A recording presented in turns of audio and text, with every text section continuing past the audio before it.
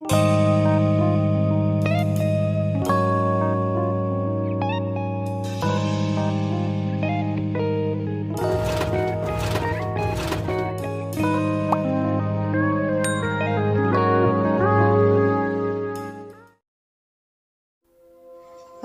di dalam Al-Quran. Buku ini merupakan hasil terjemahan oleh penerjemah yang bernama Yaziar Radianti dari Quran and Women karya Aminah Wadud Muhsin pada tahun 1992 yang diterbitkan oleh Fajar Bakti, Kuala Lumpur. Lalu diterbitkan kembali oleh penerbit pustaka pada tahun 1994 dengan menggunakan bahasa Indonesia pada cetakan pertama.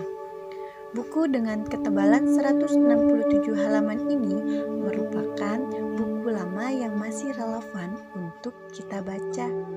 Hal ini dikarenakan agar tersampaikannya pesan-pesan Quran secara substansial sesuai dengan tujuannya sebagai pedoman hidup umat manusia. Memahami isi Al-Quran tidak cukup hanya sekedar memahami secara tekstual, apalagi mengandalkan cocokologi belaka, melainkan harus melibatkan disiplin ilmu lainnya agar mampu menginterpretasikan Al-Quran secara adil demi kepentingan hidup umat manusia, baik laki-laki maupun perempuan. Setelah membaca buku ini, saya sangat kagum dengan upaya penulis yang telah menyajikan hasil risetnya untuk merekonstruksi pikiran pembaca dalam menginterpretasikan makna-makna tersembunyi yang terkandung di dalam Al-Quran sebagai kitab suci yang sudah diakui secara universal. Al-Quran sebagai kitab suci yang muncul pada abad 14 yang lalu patut kita hidupkan kembali dengan cara mengkajinya secara lebih mendalam. Jika tidak ada lagi yang memahami isi dan makna yang terkandung di dalam Al-Quran, bagaimana mungkin pesan-pesan ilahi bisa tersampaikan dengan baik? Al-Quran harus tetap hidup dan menjadi petunjuk bagi kehidupan umat manusia tanpa dibatasi ruang dan waktu. Jika tidak, maka Al-Quran akan tetap menjadi teks mati yang kehilangan tujuannya. Al-Quran sebagai kitab suci yang diturunkan kepada Nabi Muhammad SAW telah berhasil membawa perubahan kondisi sosial, moral, spiritual, dan politik secara konkret di wilayah Arab pada saat itu. Perubahan-perubahan itu mampu mempengaruhi kawasan lainnya yang lebih luas dalam waktu yang sangat singkat. Al-Quran memang memiliki kekuatan sebagai pengubah dunia yang harus kita akui dan pahami secara bersama. Ada dua implikasi penting yang disampaikan oleh penulis kepada pembaca dalam studi khususnya mengenai masalah wanita dalam Al-Quran. Pertama, sebagai satu bentuk usaha memelihara relevansi kandungan Al-Quran dengan kehidupan manusia. Al-Quran harus terus-menerus ditafsirkan ulang dari masa ke masa. Kedua, kemajuan peradaban telah melukiskan betapa luasnya partisipasi wanita di masyarakat dan pengakuan atas pentingnya sumber daya wanita. Al-Quran sejak 1400 tahun lalu telah berhasil menciptakan peradaban tinggi tentang peran dan partisipasi wanita yang terkandung di dalamnya.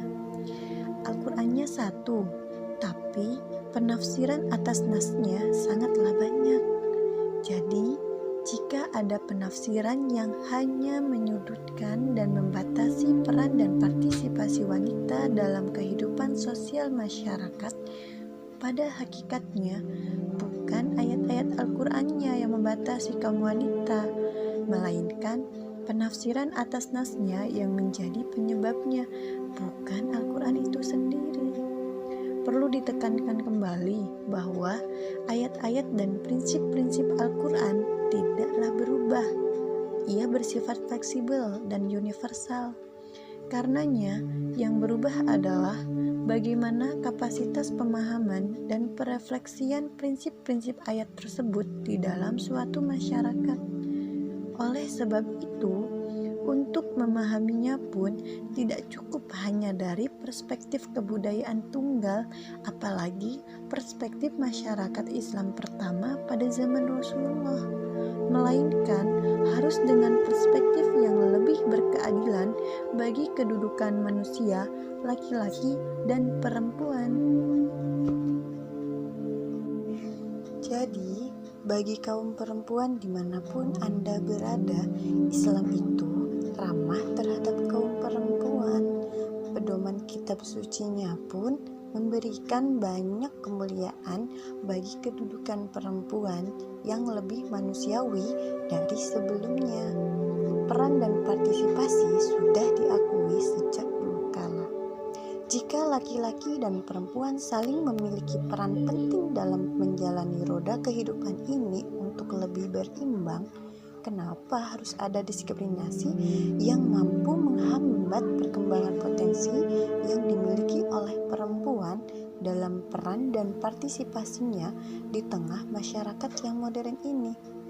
Semoga dengan kita banyak belajar, kita bisa terus membangun kesadaran yang lebih adil sejak dalam pikiran, tidak saling menyudutkan dan menghegemoni salah satu manusia yang sama-sama memiliki peran dalam kehidupan ini.